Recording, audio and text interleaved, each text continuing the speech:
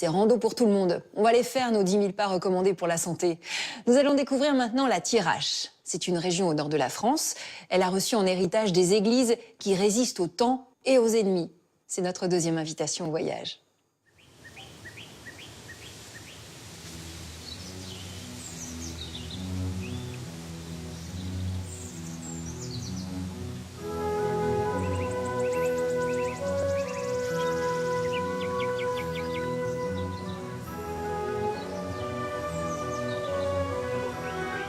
En Thiérache, à la frontière du nord de l'Aisne et des Ardennes, de curieuses forteresses façonnent le paysage depuis plusieurs siècles. Leur couleur rouge tranche avec le vert des prairies et des forêts.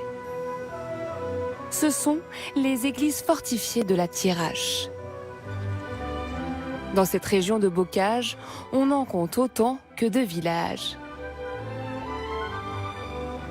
Au XVIe siècle, alors que rois et princes s'affrontaient sur les champs de bataille, des paysans livrés à leur sort ont pris leur destin en main, construisant ces trésors d'ingéniosité pour s'y réfugier lors des périodes d'invasion.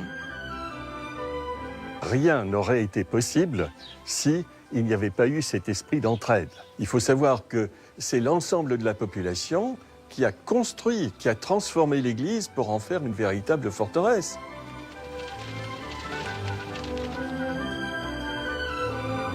Ces citadelles religieuses, à l'allure de châteaux forts, sont l'héritage d'une histoire de résistance et de lutte. Tout a commencé sur une colline du nord de la Thiérache.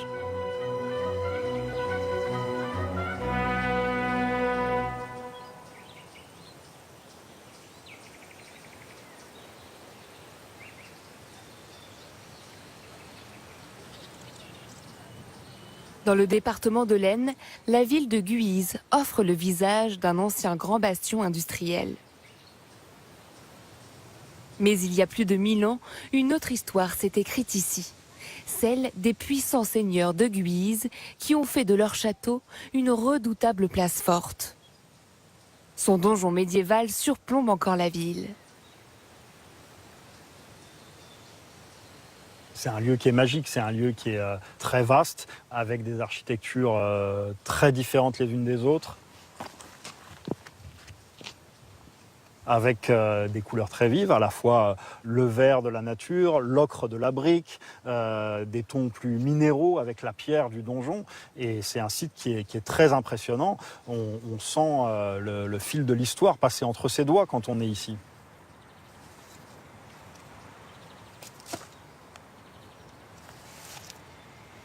La Première Guerre mondiale a détruit une grande partie de la citadelle. Mais l'histoire n'a rien oublié. C'est à la Renaissance que le site a connu son apogée. Située sur un axe stratégique au centre de l'Europe, la ville a toujours été convoitée par les puissances étrangères. Sous le règne de François Ier, Guise n'est qu'à quelques kilomètres de la frontière avec les Pays-Bas espagnols, territoire de l'ennemi juré du royaume de France, Charles Quint.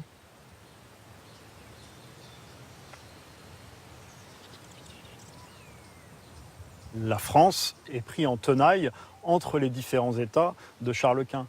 Au sud, l'Espagne, au nord, les Pays-Bas espagnols. Donc on était vraiment ici en première ligne face aux armées de Charles Quint.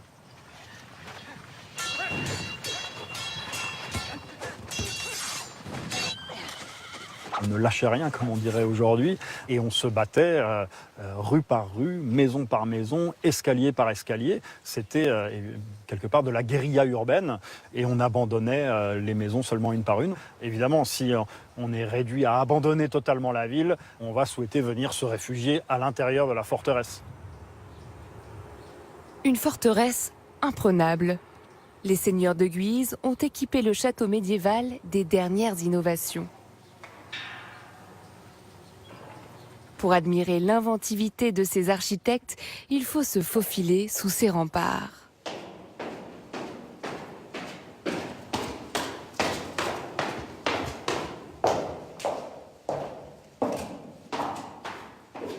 Il y a de grands souterrains dans lesquels les soldats écoutaient vers l'extérieur si les ennemis n'étaient pas en train de creuser des galeries d'attaque pour venir saper ou pour venir miner les murailles du château. On disposait des bassines ou des assiettes avec de l'eau tout au long des galeries. Comme ça, quand les ennemis creusaient, tapaient avec leurs pioches ou leurs baramines, même s'ils étaient trop loin pour qu'on les entende, on les repérait en voyant l'eau vibrer dans les assiettes.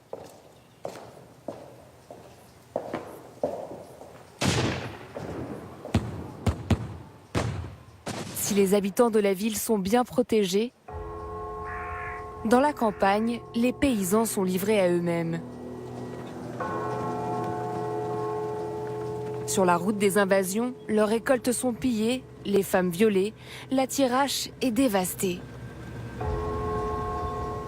Mais les paysans vont trouver une solution imparable pour se défendre.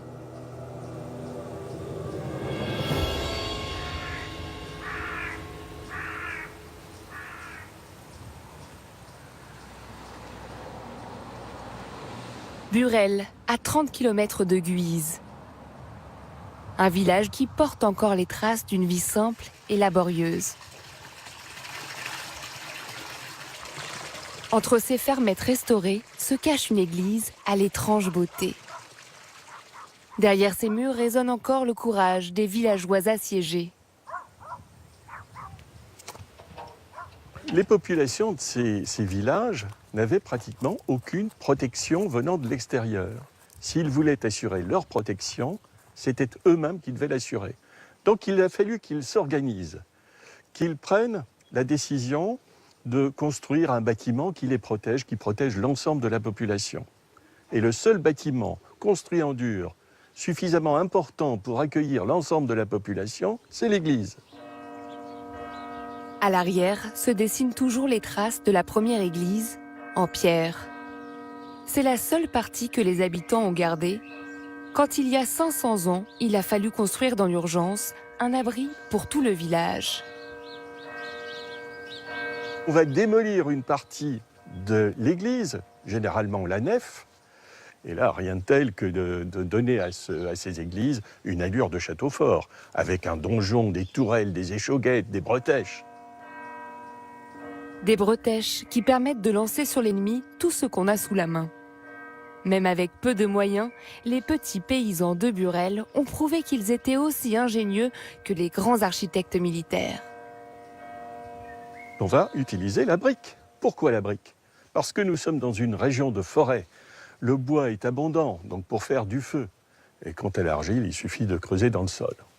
Donc c'est très astucieux, parce que ça règle toute la question du transport. On a tout sur place.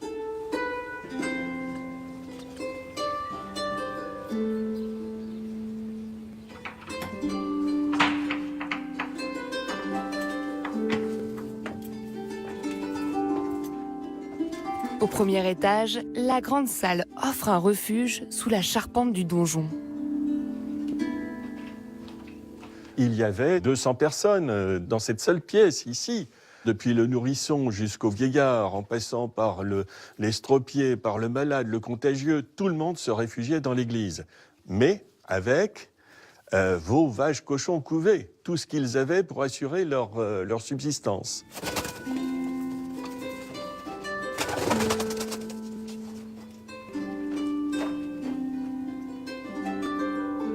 Même si ces populations ne s'imaginaient pas qu'en se réfugiant comme ils le faisaient et en écartant les pillards, ils défendaient en fait la frontière. Si on a aujourd'hui notre territoire préservé, c'est aussi un peu grâce à eux. Et c'est ce peuple valeureux qui a façonné un cordon protecteur dans la campagne de Thiérache. On y compte 71 églises fortifiées, comme celle de Plomion, d'Autrep ou encore de Pris. Des beautés au style extrêmement varié. Chacune d'entre elles est unique, chaque église porte l'empreinte de ses bâtisseurs anonymes. Jantes, à 15 km à l'est de Burel. Derrière les platanes se cache une modeste église. Elle abrite des tours carrées et des chœurs sculptés qui la rendent unique en Thiérache. Mais ce ne sont pas les fantaisies des maçons qui font la renommée de Jantes. Pour découvrir ce qui en fait une église exceptionnelle, il faut pénétrer dans la nef. Là, c'est une explosion de couleurs. En 1962, un artiste a décidé de rendre hommage aux habitants de Jantes, le peintre hollandais Charles Eyck. L'idée est venue de faire 4 mètres carrés pour représenter Jésus entouré de femmes, de mamans, donc les femmes de Jantes, et représenter aussi les enfants du village. Sauf que Charles Eyck, en étant bien accueilli à Jantes, inspiré par les lieux, il a une liberté d'expression. Il n'a pas lâché son pinceau. En 4 mois, il en a fait plus de 400 mètres carrés. Les fresques de Charles Eyck ont un trait compulsif et ardent. Avec ses poissons émergeants de la cuve, la pêche miraculeuse donne vie aux fonds baptismaux. Ces personnages des évangiles semblent inspirés de Chagall et de Modigliani. On retrouve aussi notre paysage de Thiérache, notamment par la verdure, la partie vallonnée et les pommiers très chargés en fruits.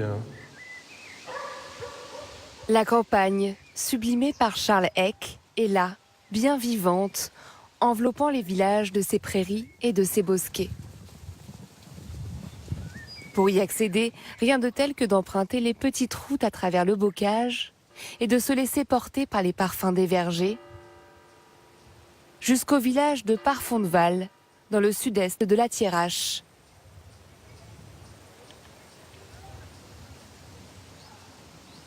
Des rues fleuries, des banquettes d'herbe et des granges au bardage d'aulnes.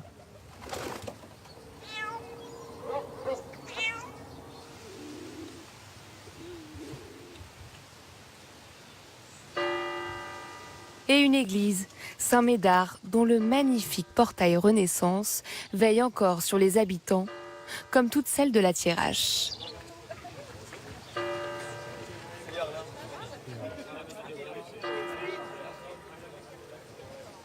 Elles rythment nos vies par leurs cloches, par les naissances, les enterrements, et voilà. Et donc ce patrimoine vit encore aujourd'hui, à travers nous tous.